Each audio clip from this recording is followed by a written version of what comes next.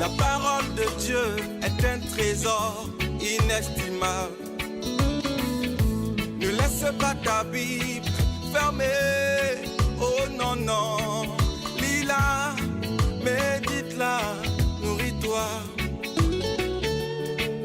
Lis-la, médite-la, nourris-toi. Bonjour.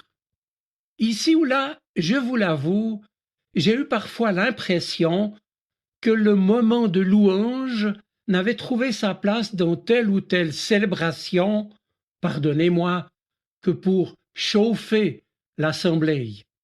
Par les chants et les rythmes qui, bien entendu, suscitaient l'enthousiasme, on aurait pu croire qu'il s'agissait surtout de faire monter l'émotion commune des participants.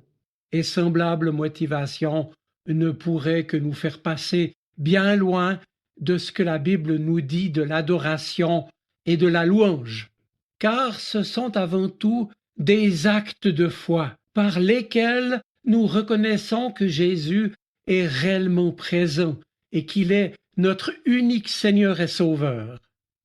Adorer et louer sont des actes d'amour que nous offrons en retour à notre Dieu, en réponse à son amour. Mais plus encore, adoration et louange nous transforment, nous ouvrent à l'action libératrice de l'Esprit Saint qui désire nous accorder sa plénitude.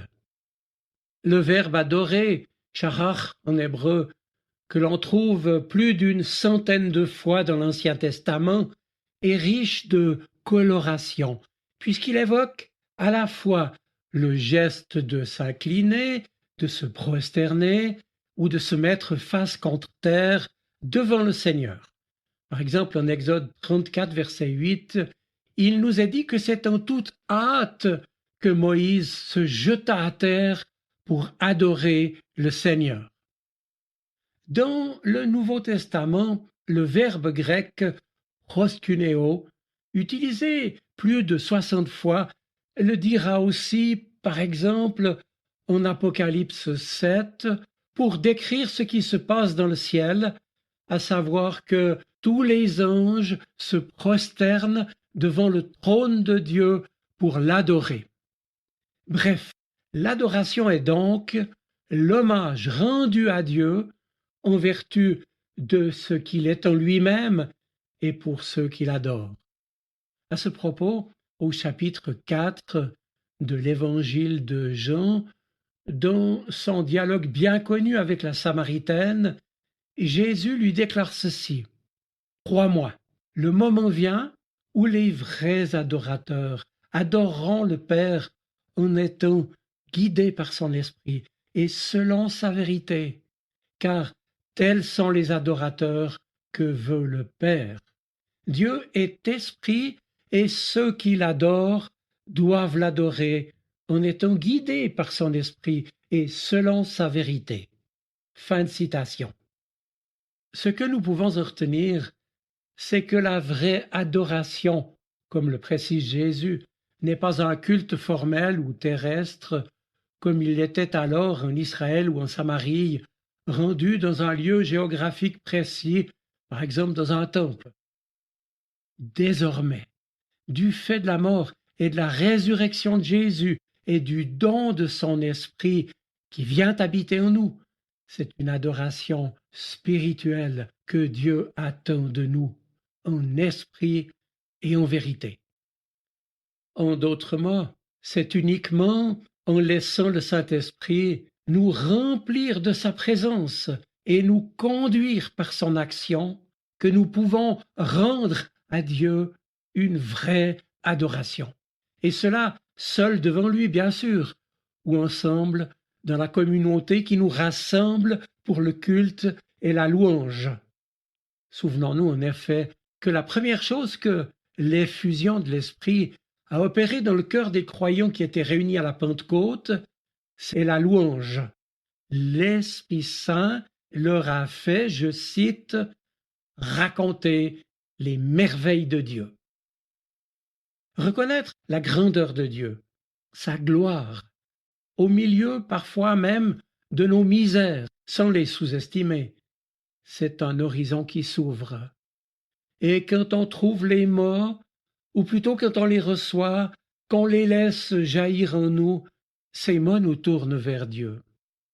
Ce n'est qu'ainsi, et pas dans un enthousiasme qui pourrait être qu'artificiel ou factice, que l'on peut ressentir la présence de Dieu, le pardon de Dieu, qui nous est renouvelé et qui nous met au diapason de son cœur à lui, lui qui est là pour nous bénir, pour nous révéler ses desseins et manifester sa puissance libératrice.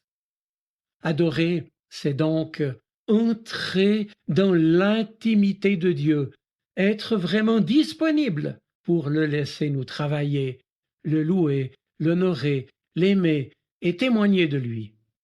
En ce sens, le terme hébreu Hillel, louer, prend sa racine dans un verbe qui signifie acclamer, chanter les louanges de Dieu, le célébrer, le remercier, lui rendre grâce.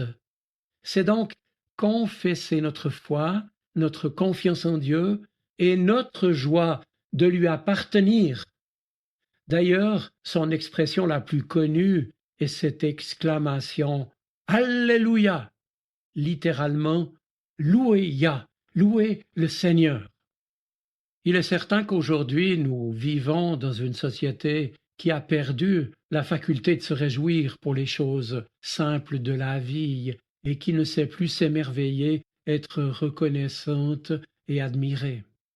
Alors nous, chrétiens, il nous faut d'urgence retrouver la simplicité et la joie de l'enfant qui bat des mains devant quelque chose de beau, pour dire merci aussi avec des yeux pétillants quand il reçoit de celui ou de celle qu'il aime et lui donne.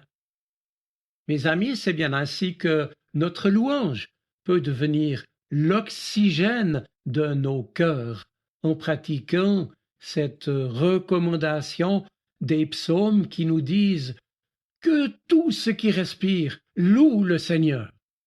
Alors, louons le Seigneur en étant vraiment disponible devant lui et malléable comme l'argile entre les mains du potier, pour qu'au travers de notre adoration, nous le laissions agir dans nos cœurs, afin qu'il vienne en quelque sorte dégeler nos cœurs et ranimer notre amour pour lui. Mes amis, nous pourrons alors tous expérimenter que c'est au travers de la louange et de l'adoration que lui vraiment renouvelle nos forces et notre confiance en lui. Cela dit, pour les chrétiens, la foi et la louange, bien entendu, se chantent aussi. Mais là, je le répète, attention, la louange n'est pas uniquement une question d'ambiance ou d'atmosphère, ni de choix de cantique ou de musique, mais de sincérité de cœur et de profondeur dans nos sentiments pour Dieu. C'est ce que produit l'action du Saint-Esprit lorsque nous le laissons d'abord purifier nos cœurs et puis agir en nous. Alors, loin d'être un exercice d'étirement avant et après le message, nos voix, nos chants à la louange et à la gloire de Dieu, en vérité, peuvent permettre à Dieu de commencer à nous transfigurer. Et puis, j'ajoute que louer Dieu malgré une situation difficile, une maladie ou une catastrophe, signifie aussi que nous lui faisons confiance malgré tout. Lui sait toutes choses, et nos vies sont entre ses mains. Alors ici, souvenons-nous de ce à quoi nous exhorte l'apôtre Paul, s'adressant aux Philippiens au chapitre 4. Écoutez, « Ne vous inquiétez de rien, mais en toute chose, faites connaître vos besoins à Dieu par des prières et des supplications, avec des actions de grâce. Car notre louange, elle aussi, est toujours due au Seigneur.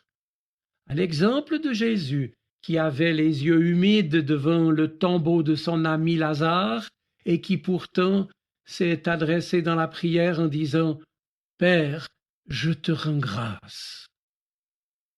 Ma conclusion sera donc pour vous encourager à la louange, vous qui m'écoutez. La louange qui est en définitive basée sur la difficile, c'est vrai, mais possible acceptation confiante du présent, comme faisant partie de la volonté bienveillante et sage de notre Dieu pour chacun de nous. La fin du chapitre 8 de la lettre de Paul aux Romains vous le dira d'ailleurs bien mieux que moi. Rien ne pourra jamais nous séparer de son amour. Et pour le reste, souvenons-nous qu'on ne peut conduire qui que ce soit dans un endroit où l'on ne va pas soi-même. Alors oui, vivons nous-mêmes la louange, vivons l'adoration, et faisons-le toujours de bon cœur, c'est-à-dire avec simplicité et générosité. Je vous souhaite une bonne semaine. Soyez bénis. Amen. La parole de Dieu est un trésor inestimable. Ne laisse pas ta Bible fermée.